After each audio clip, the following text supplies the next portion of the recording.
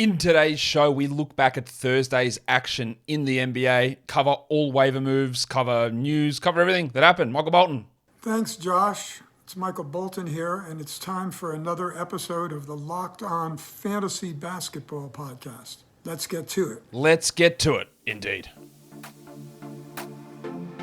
You are Locked On Fantasy Basketball, your daily fantasy basketball podcast, part of the Locked On Podcast Network.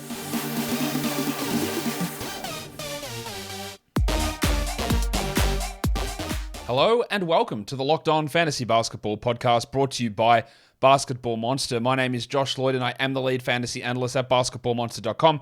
And you can find me on Twitter, as always, at redrock_Beeble, on Instagram, at redrock_. No, it's not. Instagram's at Locked On Fantasy Basketball. TikTok is redrock_Beeble. Guys, I screwed it up, but that's okay, because today's episode is brought to you by FanDuel Sportsbook, official sportsbook of Locked On. Make every moment more. Visit fanduel.com/lockedon today to get started. Thank you for making Locked On Fantasy Basketball your first listen every day. We are free and available on all platforms.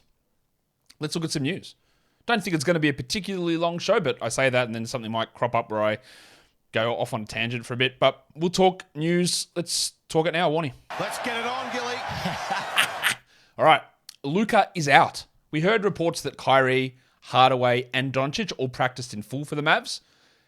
Doncic is out for Friday, and Irving is questionable, and Hardaway is questionable. So that leaves us in a weird position of what to do with Josh Green, what to do with Jaden Hardy. Because if both Irving and Hardaway play, it's hard to see someone, especially someone like Jaden Hardy, to have the ability to start or to get enough usage to be usable. But if Kyrie and Hardaway end up being out, then yeah, there's great value in those guys. So I'd like to hold on to Hardy and Green if I've got them for now until we get more clarity on the Irving situation and on Tim Hardaway. But at the moment, all we know is that Luka Doncic is out. What we do know is that Jason Tatum appeared on the injury report for Boston with a hip injury. He had a pretty hard fall in that last game against Minnesota. He played through it, but that's why he has appeared there with hip soreness. And then we got the news, and we'll talk more about this when we get to the Pacers recap today, that Tyrese Haliburton is going to be out at least 3 games. That was before today's game. So he's got a couple more at least to go, which is Saturday's game and Monday's game. And the way that Rick Carlisle was talking, I was like, I think it's going to be a while. That, to me, makes me think that at least 3 is more than 3 pretty comfortably. And it probably takes him out of all of next week, would be my guess. He did have a knee issue, and then he was back at practice and sprained his ankle. So it is a separate injury. So he sprained his ankle at practice, and that is what is keeping Tyrese Haliburton out. So I think we probably see him miss from now another 10 days, would be my guess. Maybe he returns. They've got a Friday, Saturday back-to-back. So when we see that, I thought maybe he'd miss the Saturday, Monday game, and then he might miss Wednesday. And you normally go, okay, well, he could be back for the Friday. But because it's a back-to-back, I think there's a chance that he just sits the first game of that back-to-back and then comes back on the Saturday, the 25th, would be my estimation at this point for Haliburton's return, meaning that your additions of TJ McConnell or Andrew Nembhard or Jordan Nwora or Aaron Nesmith have maybe 4 to 5 games worth of value coming in there. We don't have an update on when Matherin's back, but I wouldn't be shocked if he's out for that same amount of time as well, given how significant his ankle injury looked when it happened. The top waiver ads over the last 24 hours, number 1 of those was Cole Anthony of the Orlando Magic. Of the Orlando Magic. Because they had a really good schedule. They had the best schedule in the NBA, 5 games in 8 nights starting today. So adding a Cole Anthony, you'll see on that list, Jalen Suggs is there, up 7%. Both of those guys had the value of being on a low volume day today, plus the most games in the NBA across the next 8 days. So we really like that. Corey Joseph was up 8%. He still got a lot of minutes today, despite Ivy and Hayes both playing over 30, which was curious. His value depends a little bit on Alec Burks and Bojan Bogdanovic, who I'm not sure play again this season. But if they do, then Joseph's not going to be useful. But, yeah, fair enough today. Lou Dort, who honestly is the worst offensive guard in the NBA who's not named Dylan Brooks. No, my son is also named Bort. By worst, I mean most destructive. There are others who maybe are worse because they never even take shots, but his offense and his inefficiency is horrendous. It's so bad. And he did it again today. So RIP in pieces, your field goal percentage if you happen to add Lou Dort. But at least his minutes were pretty solid. Jordan Nwora up 6%. Think that might work out okay. Definitely love it in 14 teams, and there was some value there for him for 12s. Killian Hayes up 5. Yeah, look, I would have added him you know me, months ago. So hopefully people got on board there. Well, they did. They added him up 5%. Kevon Looney up 4%. Draymond is out tomorrow, suspended. Steph is likely to play even though he's listed questionable. Looney, when Draymond is out, tends to perform better, so I like that one. And then Matisse Thybulle up 4%. I guess we're looking at the minute split between Thybulle and Reddish last game, and that boosts Matisse's value up. The most dropped players, number one on that list is Tari Tank Season, down 12%. I get it. He didn't play particularly well. But the Rockets have one of the best upcoming schedules. And that does make it hard for me to look at him as an absolute must drop. They play Friday, Sunday, Monday, Wednesday, Friday. 5 games and the next 8 nights starting tomorrow. That makes it really, really hard to consider him a drop. There aren't many teams who do that. Actually, that's true. There are a few. There's about 6 teams that do that. But they're one of them. And Eason at least has got an 18 to 20 minute role at minimum. So while it was disappointing, I don't know if I would have gone that hard in dropping him. Dylan Wright down 8%. Yeah, frustrating to see his minutes fall the way that they have. But he also, like the Rockets, the Wizards have 5 games in 8 nights coming up. And there's a Friday, Saturday back-to-back coming up. And they play Friday, Saturday, Tuesday. It's some pretty good numbers there. Again, I wouldn't have rushed to drop him. Timmy Hardaway is very up and down with his production. And they only play one more game this week. And he might play 0. So totally understand moving on from him. Cameron Reddish down 6%. Well, as I say all the time, once you see someone play 19 minutes and you know, ooh, there is a game-by-game minutes downside like that, that makes it really hard to trust him. It means he's a flyer guy. He's a, ooh, let's see what happens guy. But if that minutes downside is there, you don't have to hold on. Isaiah Livers down 5%. Sure, he's injured. Drop him. Xavier T. Illman down 4%. It's hard to know what they're going to do with that rotation. His minutes have been down. He hasn't hit 30 minutes for the last 3 games, I think it is. 4 games, actually. He's been under 30 minutes for 4 straight games. They do have a Friday, Saturday back-to-back, and they play 3 games in 4 nights starting on Friday, so the schedule's really strong. So I don't know if I would have rushed to do that. It would depend who I'm adding, but his schedule is strong. Kyle Lowry, double-cheeked up and down 4%. Double-cheeked up on a Thursday afternoon. Yeah. I wouldn't have added him in 12s.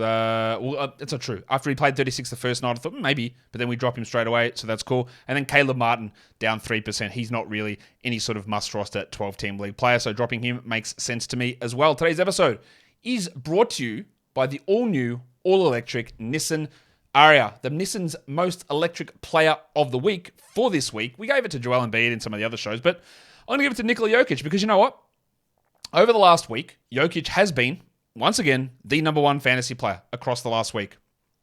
He's played 4 games. He's averaging 33 and 12 with almost 10 assists, almost 2 steals, shooting 67 from the field and 82 from the line. There is this narrative that Embiid is hyper efficient and takes more shots than Jokic. Embiid is averaging half a shot more than Jokic over the last week, 19.5 versus 20, and Jokic is hitting them at 67% and Embiid at 62. So he's still been awesome. They've both been awesome, obviously. And that sort of dual power and elegance and smarts, it's all there from Jokic and from the all-new Nissan Ariya. The 2023 Nissan Ariya packs pin-to-your-seat power and premium intelligence all in one EV. The all-new, all-electric 2023 Nissan Ariya, the EV for people who love to drive. Shop now at nissanusa.com. The recaps, we're into them. The first one, it does involve Big Chungus.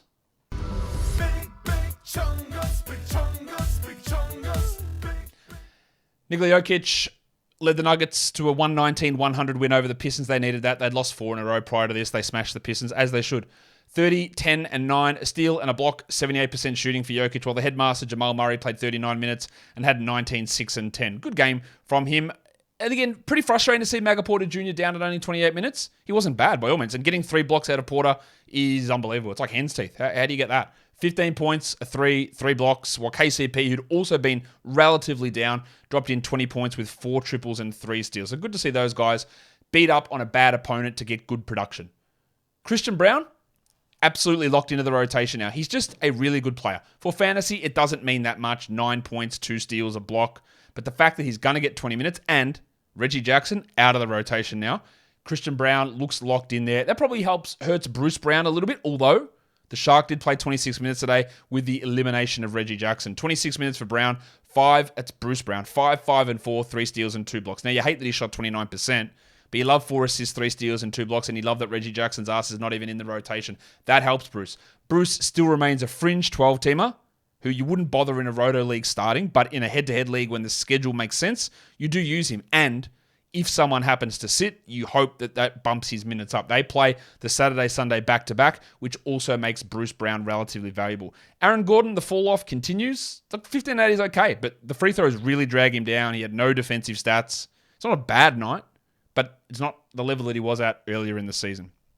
They also took Vlatko Čančar out of the rotation. For the Pistons, we had no Bagley. He might be back next game. I don't know. No Bogdanovic, no Burks. I don't expect them to play. No Livers. So they started Ivy, Hayes, McGruder, Omoruyi, and Jim Wiseman. Let's talk about Rocket Rodney McGruder. Rocket. We can't think. Sorry, mate. Come on. 34 minutes, 20 points, 8 rebounds, 3 steals, 1 block, and 6 triples. And legitimately, without taking the piss, it's an amazing game. Now, he was a team worst, or actually team second worst minus 17, and I don't really see the point of developing McGruder for 34 minutes when you could be trying someone like an RJ Hampton, but what do I know?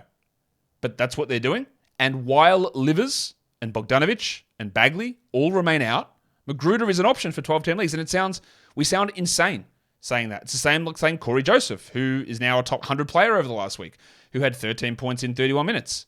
If these guys are out, Bogdanovic, Livers, Burks, then McGruder and Joseph are you guys to use. We also saw the combination, finally, of Marvin Bagley IV, James Wiseman,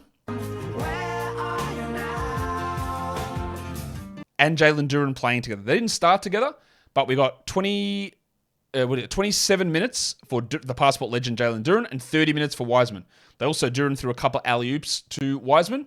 14-9 for Jim. That is just a Wiseman line. No threes, no steals, no blocks. That's it. He's not a good fantasy player overall, and he's not going to be a good NBA player, I don't think. But while other players are out, and again, Bagley might return next game, making it all even more confusing. Wiseman has value. But Duren showed that he is clearly the better player. I think 15, 13, and 4. 3 steals for Duren. I don't think that playing those two together worked at all. I thought it looked actually pretty... Apart from the highlight alley-oops, it doesn't make any sense. They can't space. They can't defend together. It's a move that a bad coach would make or a team intending to lose would make. Now, which one of those is the Pistons? ¿Por qué no los dos? But you still want Duren and Wiseman on your roster. Killian Hayes had 10 points on 42%. Actually, a good shooting night for him. 7 assists, 1 steal, 2 blocks. He should be rostered. While Ivy, they said they were going to limit him a little bit with his COVID minutes, but 35 minutes. The problem, again, rears its head, is he's not a good category league player. 14 points on 27% shooting, going 4 of 8 from the line with no defensive stats. He did hit 2 threes. He did have 6 assists. So 14 and 6 is okay, but he hurts you in so many areas, and the lack of defensive stats hurts. He's 180th this season, Ivy. He has been better, and we know that he's going to get role and usage in minutes, but as a must-roster guy, I don't know. I don't know that it's there because of how deficient he can be. Omoruyi played 26 minutes. He had 11 and 3 with a steal. Not bad. Probably more suited to 14-team leagues, I would think. The next game, we look at the Sacramento Kings. They win. They are over 500. Not over 500 for the season, but they will finish this season over 500. First time in 16 years. Well done. Congratulations, guys. I didn't think you were going to be this good this season at all. 101-96, they beat the Nets on the road. Sabonis, 39 minutes. 24, 21, and 5 with 4 blocks. Wow. Getting 4 blocks from Sabonis. You talk about getting 3 blocks from Michael Porter Jr. Man, that is crazy. The bad news for the Kings is that Fanapants Kevin Huerter pinged a hammy early on. He'd missed all 4 of his shots, played 6 minutes, and pinged a hammy. And they said, they consider it mild. He's going to have an MRI tomorrow. The thing I worry about here is rushing him back. There's no need for them to do that. They probably will. But this is going to cost him time. It's going to cost a week. I would guess minimum, maybe a little bit more. With him out, they started Terrence Davis in the second half, who went scoreless in 9 minutes. The beneficiary, the bigger one, is Malik Monk, who now gets more minutes upside. 29 minutes for Monk, 12, 5, and 6. Now, he shot horribly, but he's going to play more, and that makes him a strong 12-team league ad. Davis is more 14 teams. The other guy to look at in deeper leagues is Kessler Edwards. Now, when Kessler Edwards got traded from the Nets to the Kings, I made a mention on the show. I like this guy. I think he's actually going to be a good player. I'm not really sure where he fits in, but I know he's better than like a KZ Okpala who he replaced. But he's just worked his way into the rotation for being good. 10 points, 2 threes, 24 minutes, and keeps sort of Keegan Murray in check. Murray played 31 minutes, which is a positive, but 11 and 4 with 3 threes continues to be quite subpar. And if it wasn't for the Kings' really strong schedule, he is not a 12-team league player, nor is Harrison Barnes, who had 11 and 6. These are just numbers that are only good through volume. They're only useful through volume. If they have a stretch, and I don't think they do, I think they've got a really strong schedule to end the year, but if they have to miss a game, then their value's not there. Fox was really off with his shooting today.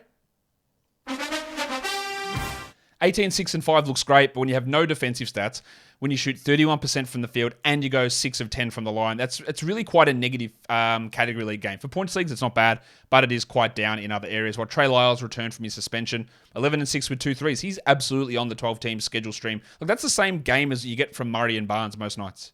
That's on the schedule stream for 12s. For the Nets, same starting lineup for them again. Nicky Claxton, 32 minutes.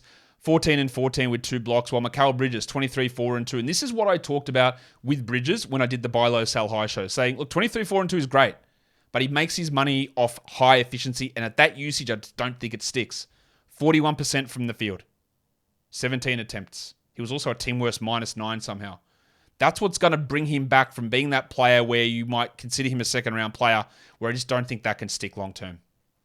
Cam Johnson struggled, 10 points on 36% with 2 triples, a steal and a block, while Dinwiddie had 18, 3 and 7 with 2 steals. Not bad. Cam Thomas looked honestly horrible. He looked like he has never played in the NBA in his life. 0 points on 3 shots in 6 minutes.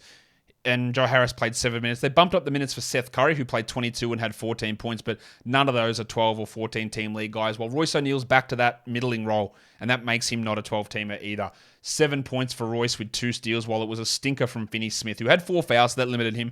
24 minutes, 5, 2, and 3 for Dorian. I'd rather Dorian over Royce in a 12, but they are very much fringe, specialist, schedule-type options. Dorian 12s, Royce for 14-team leagues, the Basmati man himself. Today's episode is also brought to you by BetterHelp. Life can be hard. We know this. And there's so many ways that we can get better. But one of the major ways we can do that is by talking to someone, talking through our problems, getting to know ourselves, deepening our self-awareness and understanding, because sometimes you don't even know what you want. And then when you do know what you want, you don't know how to get it, or you don't know what you need to change. And that's where therapy can come in. BetterHelp connects you with a licensed therapist who can take you on that journey of self-discovery from wherever you are. Just if you're going to start it, you're going to start therapy, which, again, I would recommend to people. I've done therapy for a very long time, and it's something that you can do to help improve so many aspects of your life. Give BetterHelp a try. It's entirely online, it's convenient, it's flexible, it's suited to your schedule. All you have to do to get started is fill out a brief questionnaire, and they will match you to a therapist who fits your needs, your personality, and the problems that you are looking to solve. And if it doesn't work out with that therapist, well, you can just switch to another one free of charge, because you need to have that connection with that therapist. So discover your potential with BetterHelp. That's betterhelp.com/LockedOnNBA. Go there today to get 10% off your first month. That's BetterHelp, HELP.com/LockedOnNBA. Game 3. It's the Thunder, 111, the Raptors, 128. Shea was still great, 35 minutes, 29, 3 and 3 with 2 steals.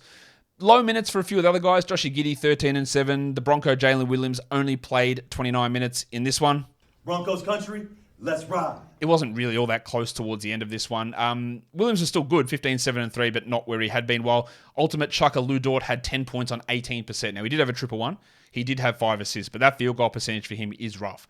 They also completely changed around their bench rotation. Trey Mann had been out of the rotation, and he played 21 minutes. That meant that Aaron Wiggins played only 9 minutes, Lindy Waters played only 5, and Robinson Earl played 9 minutes as well. So they were just mucking around and just messing with guys on that bench unit. Don't add Trey Mann. Don't add Usman Jeng or Robinson Earl or Waters or Wiggins or nothing.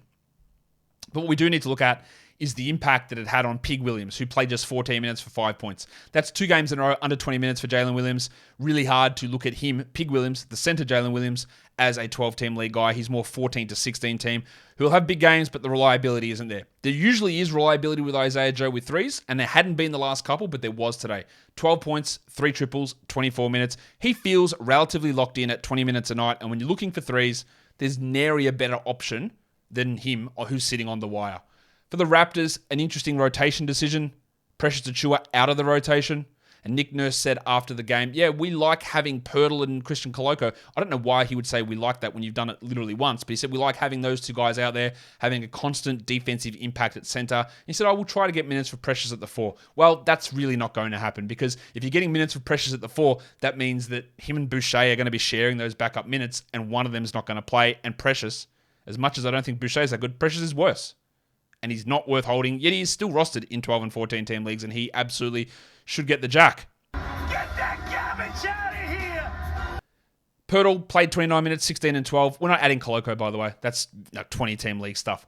But what we do need to talk about is the play of Gary Trent.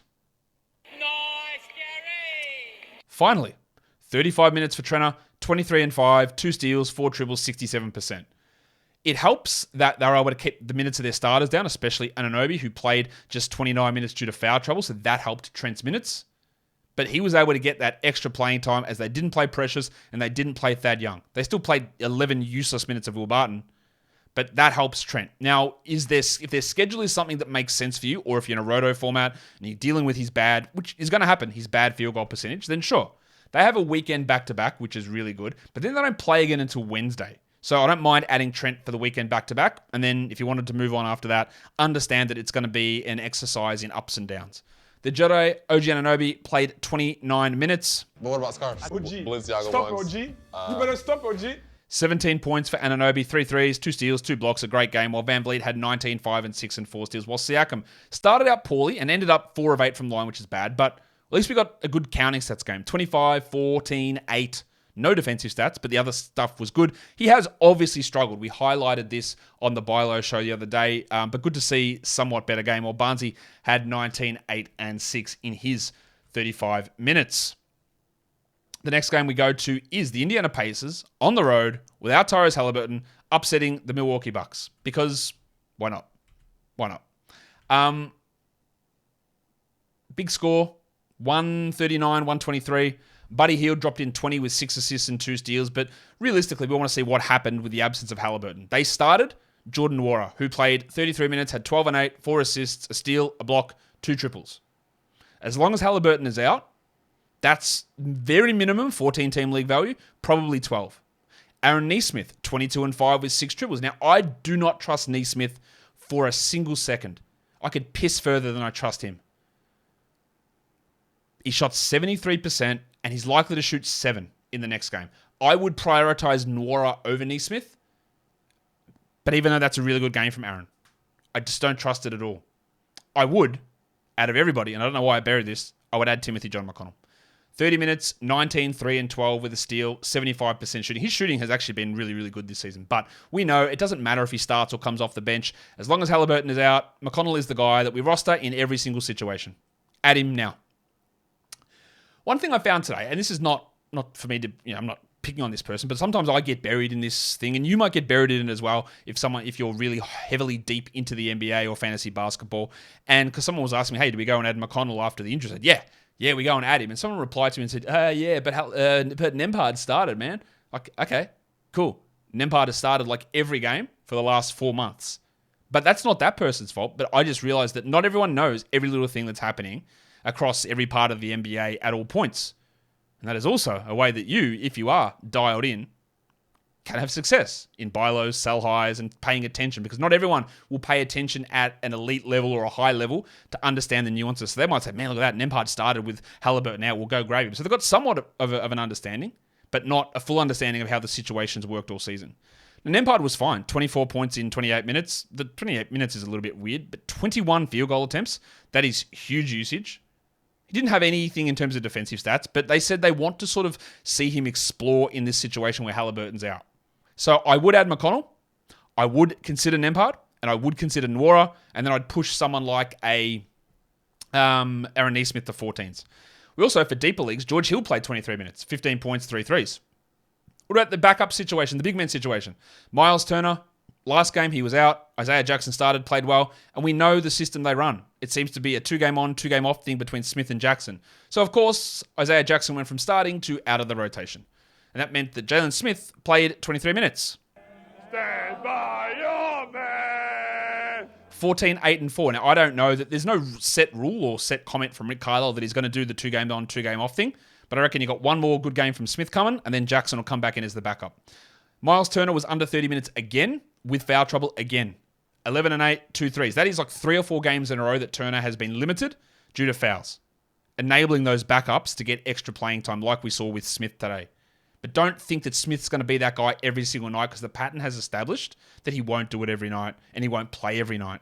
He might. They might change it, but the pattern suggests that he won't.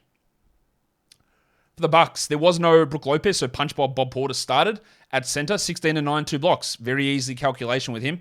Giannis is out, we use Bob Portis. Brook Lopez is out, we use Bob Portis. Giannis and Brook play, we don't use Bob Portis. Lopez is out with an ankle problem, so you think that was just a rest situation. While Grayson Allen missed his second straight with a foot issue. This time they didn't start Javon Carter. They went to Pat Connaughton, who played 31 minutes, had 10 and 6 with 3 steals, which is like okay. But we're not looking at him as a 12-team league option. We are considering Joe Ingles if Grayson Allen's out, though. 14 and 5, 4 triples. I think he's playing really well, 28 minutes. He'd be the guy that I would add over Connaughton. Drew had 19, 7, and 11, while Yanni only played 27 minutes because he got into foul trouble as well. 25, 9, and 5 on 59% is all really good. The defensive stats continue to be limited, and then 5 of 10 from the line is just standard. Bad shooting night from Middleton, 16 points, but he had 7 assists. He played 33 minutes. The only thing at this point holding him back is sitting back-to-back. So we fingers crossed that everything stays as it is, but he is as back as he is going to get, I think, for this regular season. Let's do the last game now. The Orlando Magic, they keep it pretty close against the Suns, but in the end they go down 116-113. The final score. Orlando, basically all healthy. Gary Harris was questionable, but he played. He scored only 6 points. And it sort of screwed up the upside we had for Suggs or Anthony, although Jalen Suggs screwed it up himself. And this is what we said about Suggs and Anthony, is they are going to have stinkers and they are going to have good games. Part of the reason that you were to add Jalen Suggs or added Cole Anthony is the volume of games. The 3 games in 4 nights, the 5 games in 8 nights. So if you added Suggs, 5, 4, and 1 is bad. 25% shooting is bad. 3 of 6 from the line is horrendous. Honestly, I'll tell you now, he's the dud of the night. It's a stinking line. But you added him because he gets more games coming up. And you get that bonus of him probably going, 15, 5, and 5, 2 steals, 2 blocks next game. And the value is the volume, which is a phrase I just made up, but I like it. The value is the volume. Conversely, if you added Cole Anthony, look at me. Biggest dick in the world. I've added the best player. I'm king at fantasy. Everyone bow. 17 points, 2 triples, 5 rebounds, 3 assists, 56% shooting. Lovely. And the next game he plays 18 minutes, has 3 points on 12 shots. The value is in the volume. You added him. Look, we know that there is gigantic variance in both of these guys. But you added them to get all that value and volume in, understanding it's going to average out. Fingers crossed. Now, we hope that Suggs doesn't put up 5 turds in a row and that Anthony doesn't go crazy. Well, we do hope Anthony goes crazy. We want Suggs to have some big ones in there too. And that's the part of it. Marco Fultz, how good is this guy? What the hell? 25, 7, and 9 with 2 steals. Okay. Well, Wendell had 16, 5, and 3, a steal and a block, and Polo Barrett had 18, 8, and 3 with 2 steals on subpar percentage. At least he got a couple of steals in there. Banchero has been really frustrating, obviously, but over the last week, he's jumped back up into the top 100. Franz Wagner was good at 16 and 10 there also. Not much to talk about. Bol still not a 12-team league guy, still rostered in some. And Mo Wagner played only 7 minutes as they went to some Goga Badadze as the backup center, which was a bit of a surprise. Problem with my Go-Go-Mobile. Go-Go-Mobile? No, not the da. Not the da. For the Suns, this was a big Josh Okogie game. 15, 4, and 4, 3 steals, 3 blocks. Now, he shot horribly because, let's be honest, we know Josh Okogie's a bad shooter. 29%. But the fact that he was able to add 4 assists, 3 steals, and 3 blocks is very intriguing. Now, his games prior to this, before this game, he was 249th in the last week. That's obviously horrible. And this game is going to jump him way up. It's very hard for me to rely upon him getting 3 steals and 3 blocks. In fact, it's literally impossible. He's not going to do that or even come within 33% of that. And the shooting is what worries me. The minutes are going to be strong. I still think we treat him as a streamer, not a must roster. And we definitely don't do anything here with Cam Payne, who played 21 minutes and had 18, 2, and 5. That's great from Payne. Not often you're going to get 58% shooting on 28 usage, which is what he did, and got a few extra minutes in the meantime. Booker was not at his best, 19 on 17 shots. Ayton had 16 and 7. Pretty pedestrian game from the big man. And Torrey Craig had 3 threes. He had a steal and a block, which is really nice as a 14-team league streamer, but that's it. Chris Paul also 16 points, 7 assists, 2 steals. Some okay numbers. We also got 23-ish Wainwright minutes for some reason. And Terrence Ross has really fallen out of favour. 16 minutes for him, 7 points for him. And obviously not that 12-team league guy that he was perhaps flashing a little bit of value there at one point. The lines of the night, the monstrous does go to Domantas Sabonis of the Sacramento Kings. Your waiver wire line of the night is Rocket, Rodney McGruder. Rocket, we can't think. Sorry, mate. Yeah, come on. Your young gun of the night is Scotty Barnes, and the dud of the night is Jalen Suggs. Your top 10 players in category leagues: Sabonis, Jokic, Fultz, McGruder, Holiday, Van Vliet, Heald, McConnell, Okogie, and Anunoby. Your top 10 players rostered in under 50% of leagues. Okogie should be third here, not Neesmith. Number 1 is McGruder. Stream him, I guess, while Livers is out and while Burks and Bogdanovic are out. McConnell at 2, add him. Neesmith, good streamer. Okogie, solid streamer. George Hill, that's a deep league situation. Campaign, that's a flash in a pan. Nwora is up to 12-team streamable, as is Joe Ingles. They were 7 and 8 on this list. Torrey Craig's like a 14-teamer. And I think Jalen Smith, if my pattern is correct, he should get good minutes next game, and that makes him a stream option for that next game. And after that, watch for him to go back out of the rotation. But I think we've got one more in. Top 10 in points leagues today. Number 1 is Sabonis, followed by Jokic, Fultz, Siakam, Drew Holiday, McGruder, Van Vliet, Antetokounmpo, Duran, and Nick Claxton. And that, guys, will do it for me today. Don't forget, follow this podcast, Apple Podcasts, Google Podcasts, Stitcher, Spotify, and on the Odyssey app and on YouTube. Thumb it up and leave your comments down below. Guys, we are done here. Thank you so much for listening, everyone. See ya.